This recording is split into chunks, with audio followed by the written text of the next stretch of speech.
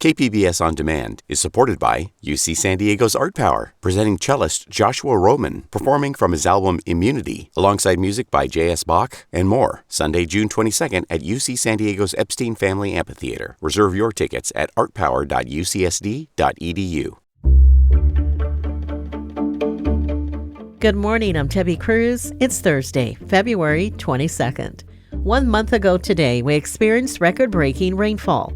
We'll hear how San Diegans who suffered losses in the storm are recovering. That's coming up next. But first, let's do the headlines. Community leaders in North County say migrant drop-offs may start again at local transit centers now that San Diego's Migrant Welcome Center is shutting down today. A manager with Oceanside's housing department says that word came in a meeting with CBP.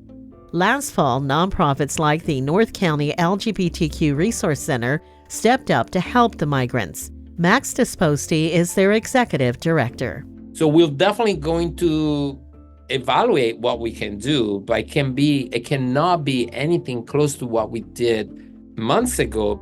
Interfaith Community Services also helped migrants last year, but they say their resources were stretched thin before, and as the number of migrants increases, they cannot meet the needs. We're getting a little break from the rain with warmer and sunnier weather for the rest of the work week. The National Weather Service says high temperatures are expected to be up to 7 degrees above average by tomorrow. Today will start off cloudy, but then sun is expected to come out by the afternoon. Temperatures in the county's inland and coastal areas are expected to be in the low to mid-60s. In the deserts, it'll be a bit warmer with temps in the low 70s. And in the mountains, it'll be in the low 50s. Forecasters say there's a chance of rain again Sunday night. Rizzo Lopez Foods Inc. dairy products sold in the state have been recalled because of a possible listeria contamination. The products recalled include some cheeses like cotija, crema latina, crema mexicana, panela, and queso fresco. Listeria can cause serious and sometimes fatal infections in children, older people, and people with weakened immune systems. If you purchase these Rizzo Lopez Foods items, you should throw them away or return them, and clean and sanitize any surfaces and containers that may have come in contact with them. From KPBS, you're listening to San Diego News Now. Stay with me for more of the local news you need. KPBS On Demand is supported by Splatero, helping homeowners pay off debt by offering streamlined access to your home's equity with no additional monthly payments or new debt. Splatero provides a lump sum of payment in exchange for a share of your home's future value. Pre-qualification is available at splatero.com.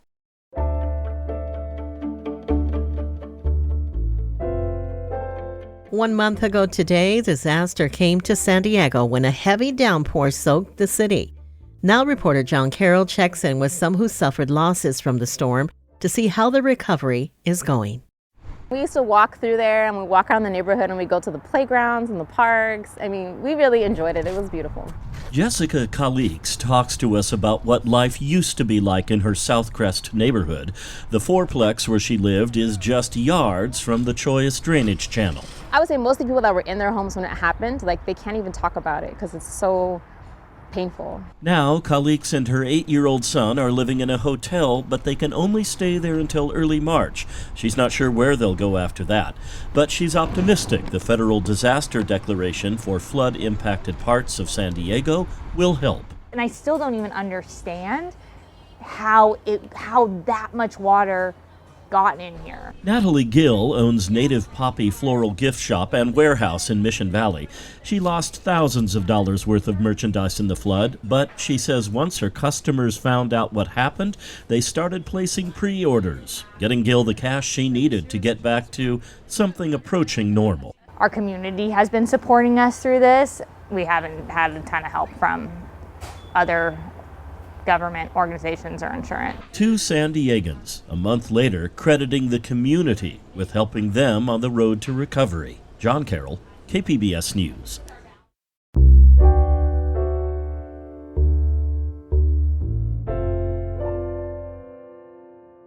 This week, KPBS gathered 15 community leaders from across the South Bay at the San Ysidro Library. Reporter Katie Heisen heard what's top of mind as the election approaches. Everyone in the room agrees. They knew the floods would happen. They'd reported the storm drains for decades, they say, and were ignored by local government. News publisher Fannie Miller says the Latino community often bears neglect in silence. But with the waters rose an anger she rarely sees. And I'm really happy that they're pissed off, because when something like that, it affects you, that's how people get involved. She hopes that anger will drive people to the polls. But those most affected, low-income people of color, face added barriers to voting. Miller says first or second generation immigrants often don't understand the systems here. They don't know who to hold responsible for what happened or how. API initiative leader Joanne Fields says for many, including Filipino residents, most public information isn't available in their primary language. And the flood just compounded these issues, says retired educator Norma Cáceres. Trying to make voting a priority is going to be very difficult, if not impossible, because they are on survival mode.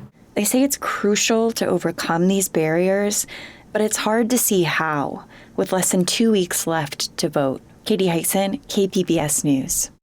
We've been bringing you information on the local races on the ballot in an effort to help you prepare to vote in the primary. Up next is California's 80th Assembly District. It occupies the southwestern part of San Diego County.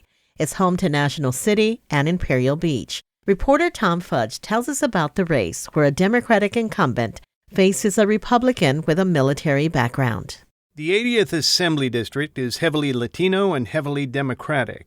The incumbent Democrat, David Alvarez, is a former member of the San Diego City Council. On California's housing shortage, he says he has sponsored bills to make it easier to build affordable housing, and we need to do more to pave the way to affordability in all communities. We are putting forward some proposals to make sure that housing gets built everywhere and that it's facilitated everywhere, so that those roadblocks that cities often put up will no longer be impediments to building housing. Alvarez's challenger, Republican Michael Williams, spent most of his career in the Navy. He says the private sector needs to be given more freedom to respond to high demand for housing.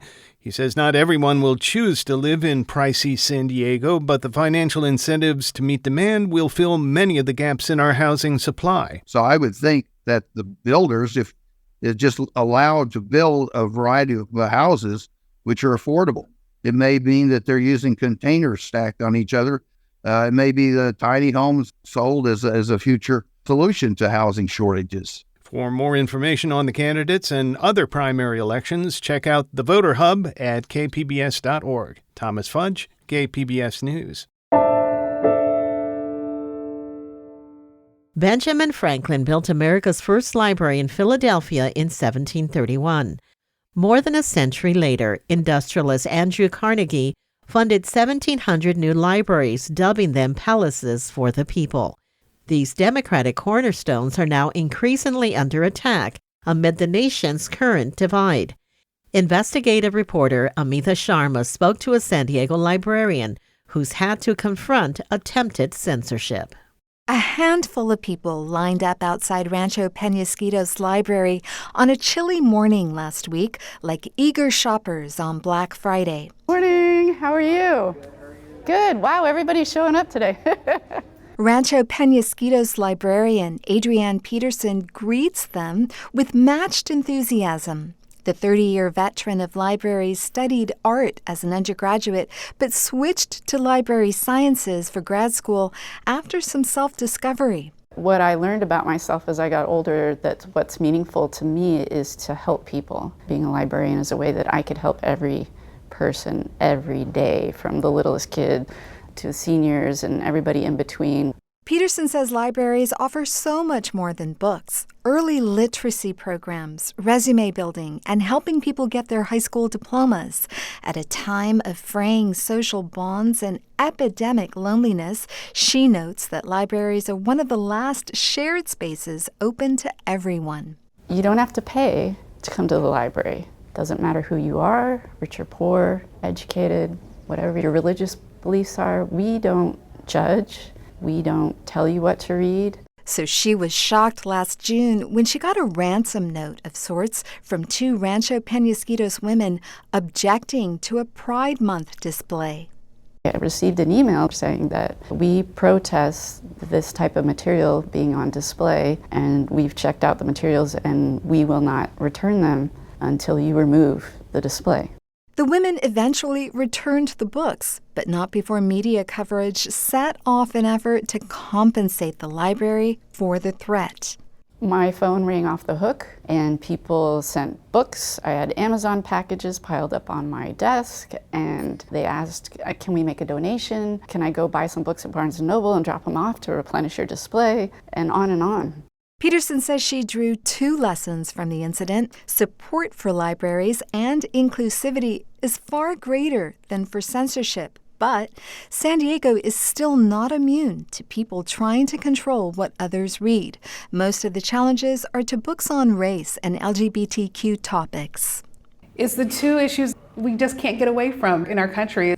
Robin Gage Norquist leads the San Diego City Library System's Reconsideration Committee, which reviews book challenges. What's happening is that people are now being frightened. They're told to be scared of these books and that we're taking them out to protect you.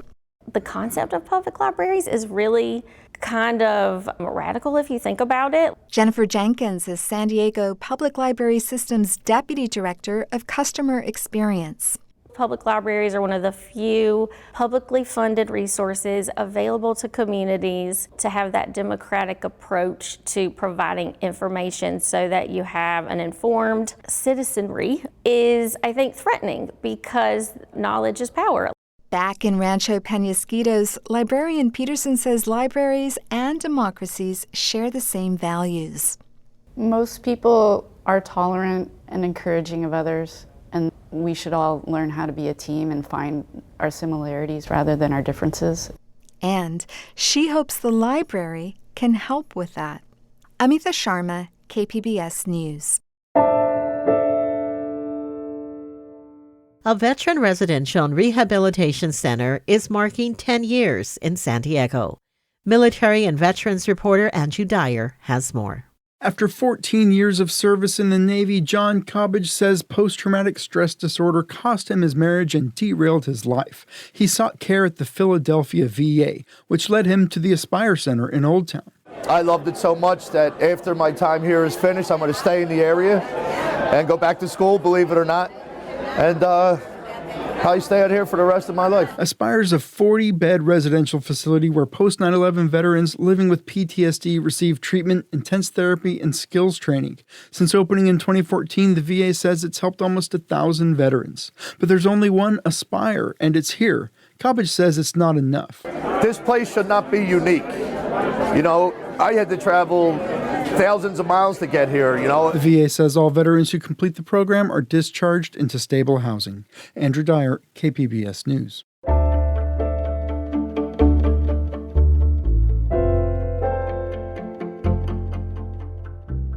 If you think of bugs only as pests to be exterminated, think again.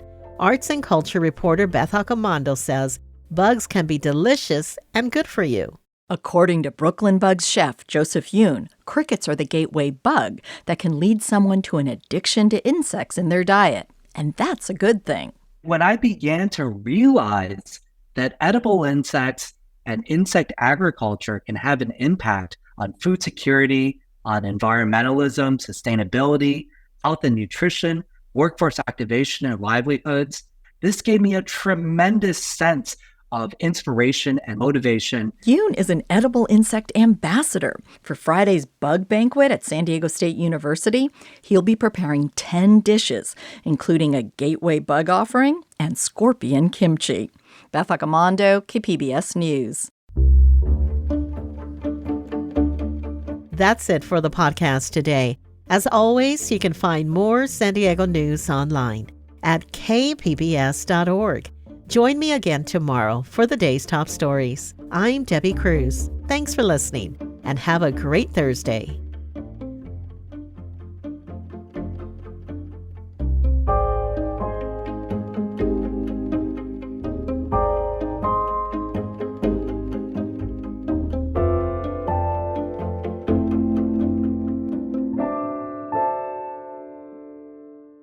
KPBS On Demand is supported by Splatero, helping homeowners pay for home improvements by offering streamlined access to your home's equity with no additional monthly payments or new debt. Splatero provides a lump sum payment in exchange for a share of your home's future value. Pre-qualification available at splatero.com.